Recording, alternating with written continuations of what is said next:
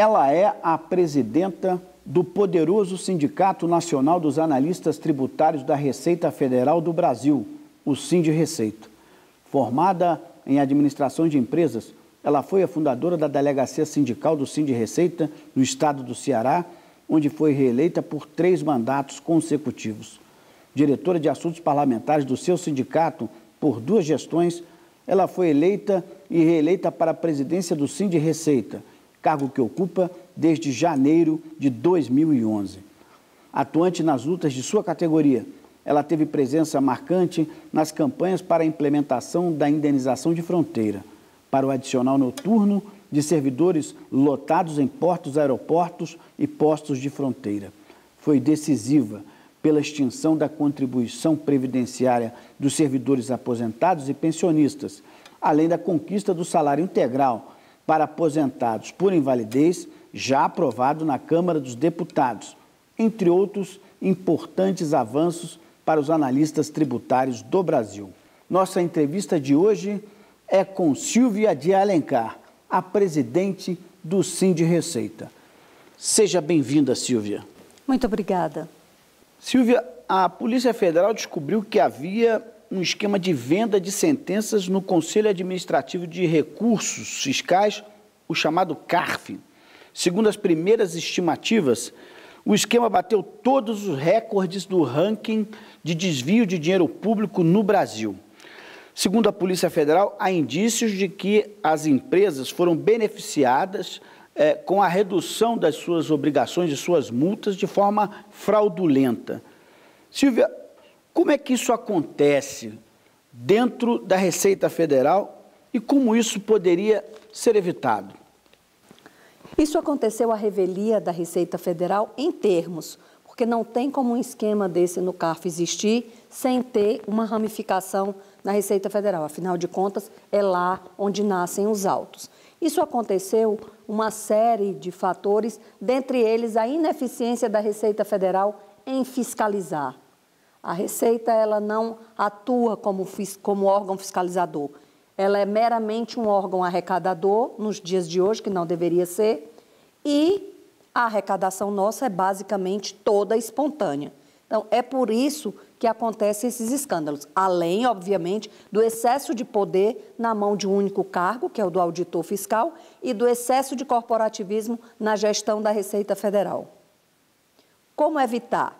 Como evitar? Com o COMPAT, que é o Conselho de Política e Administração Tributária, uma campanha do Sindirreceita, foi aprovada na Consocial e dividindo o poder do cargo. O CARF, julgador pelo Ministério da Fazenda, só pode ser auditor, quando, na verdade, deveríamos ter auditores, analistas, procuradores da Fazenda, onde o controle seria, pelo menos, mais diversificado e tornaria esse tipo de ação mais difícil.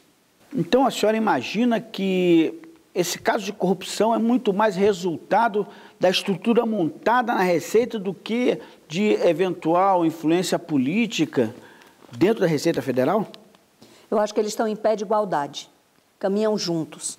A influência política, a influência econômica muito mais do que a política e essa questão do excesso do corporativismo deletério que existe na Receita Federal e o excesso de poder concentrado na mão de um único cargo. É fato que os analistas tributários estão bem contrariados com a decisão que retirou da MP 660/2014 as emendas que garantiam mudanças na vida desses servidores. Essa decisão foi tomada na Câmara dos Deputados. Como e por que os analistas reagiram tão mal a essa decisão? Na verdade, o sentimento do analista hoje é de decepção, é de não poder colaborar mais. O que fez mudar de ideia os parlamentares não foi bem os parlamentares. Acredito que se o presidente da Câmara não tivesse limpado a MP de todas as emendas, nós teríamos sim o apoio dos parlamentares e voto para aprovar. O que aconteceu foi uma conversa do ministro Joaquim Levy com o presidente da Casa, que fez com que ele limpasse a medida provisória toda, inclusive as emendas que não beneficiavam os analistas tributários, traziam segurança jurídica na atuação do analista tributário, mas trazia mesmo benefício para a sociedade, para um órgão, porque as emendas elas buscavam eficiência e agilidade. Presidente Silvia, é fato que todas as emendas foram retiradas, foi uma decisão que retirou todas as emendas da MP 660. A exclusão dessas duas emendas que diziam respeito aos analistas, fica a dúvida em que elas poderiam, em caso de aprovadas, incorporadas à MP, em que elas poderiam efetivamente ajudar no trabalho de investigação, de fiscalização e, inclusive, em operações como a Zelote e a Swiss Leaks. Já te explico. Hoje, tudo na casa é prerrogativa privativa de auditor. Ou seja, a mão de obra do analista é subutilizada e o auditor não consegue dar conta porque ele é privativo dele, do mínimo ao máximo. Essas emendas, elas visavam dividir um pouco as responsabilidades sem que o auditor perdesse nada no seu campo de atuação, na linha de quem pode o mais, pode o menos. Só que nós tiraríamos o auditor do acompanhamento de simples, micro e pequena empresa, de pessoa física, fazendo com isso que a inteligência da Receita Federal pudesse atuar de maneira mais eficiente nos grandes contribuintes, lucro real, lucro presumido, nas grandes fortunas e na evolução patrimonial dessas pessoas. Não há uma análise da evolução patrimonial. Se a Receita Federal tivesse a eficiência que ela julga ter, que ela diz ter, que ela afirma ter, a Receita hoje não seria uma mera coadjuvante em todas as ações desencadeadas pela Polícia Federal e pelo Ministério Público. A Receita Federal deveria desencadear essas ações. Presidente Silvia, o noticiário dos últimos 10 anos trouxe com frequência reportagens sobre o aumento na arrecadação, inclusive com um registro de recorde na arrecadação da Receita Federal brasileira. Isso não se pode atribuir a isso a eficiência do trabalho de auditores e da própria Receita Federal?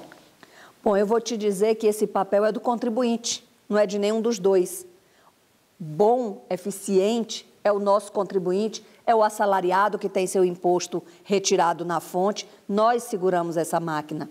O que acontece? O analista ele não tem atuação direta porque ele faz todo o trabalho e fica esperando o auditor vir dar seu bom e velho enter. E o auditor, por sua vez, o percentual dele no montante da arrecadação é 0,5%. E esse 0,5%, nós não temos nenhum acompanhamento dentro do Tesouro Nacional se ele efetivamente se converte em crédito para o Estado, em recurso para o Estado. A Zelotes é um exemplo disso, claro. Silvia, no Brasil hoje existe mais de 456 bilhões de reais, aproximadamente 11% do PIB, em contenciosos tributários. E os prejuízos acumulados pela Receita com a sonegação chega na casa dos 415 bilhões, ou seja, 10% do PIB. O que pode ser feito para reverter esse quadro na arrecadação brasileira? Esse quadro ele não vai ser resolvido por completo. A sonegação, o jeitinho brasileiro, a lei de gesto está intrínseco ao brasileiro. Mas há, sim, medidas que podem melhorar essa condição. Com relação ao contencioso, por exemplo, a média mundial é de 2%, nosso país é 11%. Não tem como concorrer mundialmente com essas estatísticas. E eu volto a bater na questão da eficiência. Se a Receita tivesse essa eficiência que ela diz, se os fiscais agissem como eles dizem agir, com certeza não teríamos essas estatísticas. Então, se faz urgentemente necessário uma mudança de estrutura do órgão, uma mudança de filosofia do órgão e uma redistribuição de atribuições. Existem atribuições privativas de auditor que eu defendo que deva ser feito pelo cargo de apoio, de tão banal que é. Mas eles se apegam à questão do lançamento e se julgam o centro do universo, os donos do órgão. Cada auditor quer ser tratado como se um órgão fosse, como se cada auditor fosse uma Receita Federal. E isso é extremamente ruim para eles mesmos, para nós, para a carreira, para a sociedade, para o órgão e para o país. Silvia, apenas para efeito de esclarecimento para o nosso internauta, por favor, estabeleça a diferença objetiva entre o contencioso tributário e os prejuízos acumulados com a sonegação. Qual é a diferença entre sonegação e contencioso? Na verdade, o contencioso é uma coisa que está para ser julgado e a sonegação é aquilo que não se paga e deveria estar sendo pago. Dentro do contencioso, existem os autos que são, digamos, feitos para caírem. Um exemplo disso, claro, eu volto a insistir, é a Zelotes. Por isso que eu digo que o CARF não é o único responsável, há que se analisar isso, a origem dentro da Receita, e a Receita precisa urgentemente de controle social. A Receita precisa de controle, de acompanhamento, de transparência e de quebra de paradigmas. O Diário Oficial já trouxe a sanção da lei que estabelece o funcionamento de portos por 24 horas. Uma lei em que o Sindir-Receita atuou decisivamente para sua aprovação no Congresso. Isso já está funcionando? É claro que não. Manda o corporativismo da Receita. A alegativa é falta de pessoal. Uma das. Eu concordo que precisamos de mais analistas, de mais auditores, principalmente de mais analistas. Hoje nós temos 10 mil e poucos auditores para 7 mil analistas. Então, na verdade, essa pirâmide está invertida. Tanto a pirâmide de atribuição como a pirâmide numérica de servidores. Agora, não há funcionamento, a Receita alega falta de pessoal. Se ela dividisse as atribuições, teria de cara um implemento de analistas para atuar na aduana sem tanta restrição, que hoje o que complica é a velha história do enter. A gente faz tudo, mas tem que esperar a boa vontade do auditor vir dar o enter. Esse é um ponto. O outro ponto é que a Receita alega que não há demanda. Como não há demanda se não há oferta?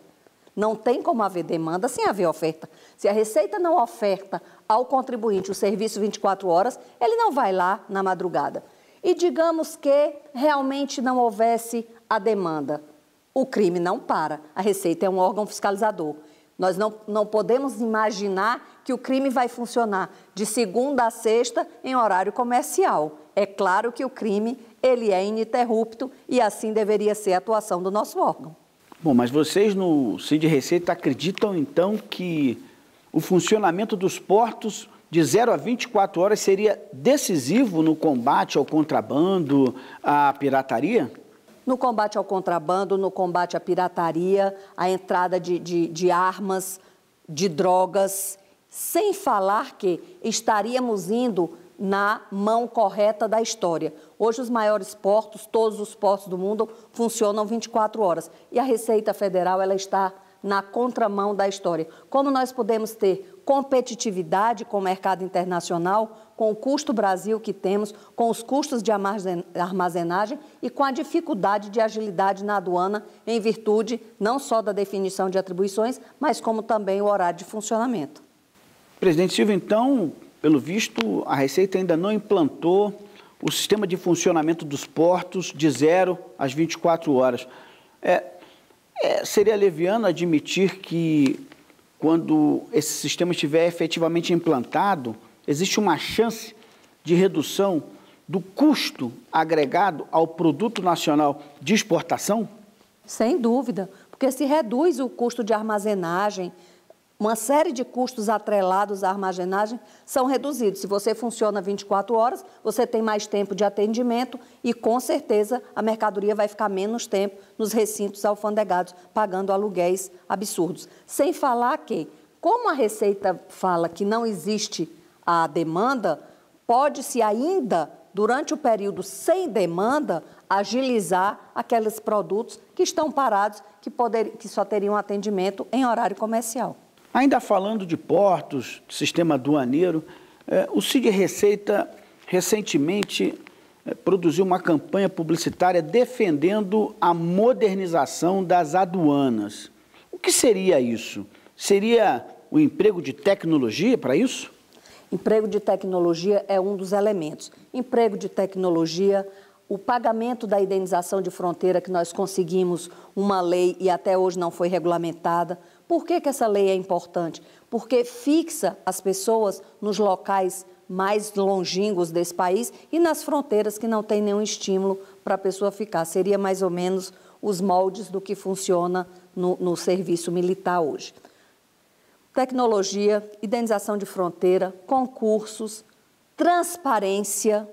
Seria necessário a atuação do CONPAT, que esse conselho ele é voltado não só para a política tributária, mas também para a política aduaneira, e o compartilhamento de atribuições, que na verdade não é nada mais, nada menos do que o resgate daquilo que o analista fazia até 99. A partir de 99, arvorou-se o cargo de auditor a tudo ser privativo dele. E aí a Receita realmente travou. Por que isso não é patente à sociedade? Porque vivíamos tempo de uma economia maravilhosa. Então, é óbvio que a arrecadação tendia a crescer e a bater recorde, porque é uma eficiência do contribuinte. Em tempos de crise, se faz necessário uma mudança de postura do órgão. Não para sacrificar o assalariado, que já é tão pesada a carga tributária em cima dele, mas para que se faça a verdadeira justiça social, cobrar de quem pode e de quem sonega. Presidente Silvia, na maior parte das vezes em que a senhora faz referência aos auditores da Receita Federal, a senhora ressalta o caráter corporativista do comportamento destes servidores. A senhora acredita que a Operação Zelotes, por exemplo, bateu na porta dessa característica, bateu na porta do corporativismo ao identificar a corrupção? O corporativismo ele é nefasto em todos, quando é exacerbado da forma como nós temos hoje, ele é ruim sob todos os aspectos e protege esse tipo de comportamento. Eu defendo, inclusive, se fala tanto em CPIs no Congresso, que o Congresso deveria fazer uma CPI na Receita Federal. Para encerrar essa nossa conversa, Silvia, que mensagem você ofereceria ao contribuinte, aos nossos internautas, sobre a situação da arrecadação brasileira, sobre esse momento de crise, justamente no momento em que os brasileiros se mobilizam para fazerem as suas declarações de imposto de renda? Bom, o único conselho que eu posso dar é sejam conscientes, declarem aquilo que seria necessário declarar, vamos ajudar o nosso país a sair da crise e contem sempre com apoio, ajuda, dedicação do analista tributário da Receita Federal e nos ajude a mudar essa realidade da Receita, para que possamos, de uma vez por todas, fazer justiça social nesse país e, quiçá, consigamos melhorar a arrecadação sem aumentar ainda mais a carga tributária, se não reduzi-la. Presidente Silvia, nós agradecemos a sua presença, os seus esclarecimentos e esperamos pela oportunidade do seu retorno a esse espaço de jornalismo democrático na internet. Muito obrigado. Eu que agradeço a oportunidade.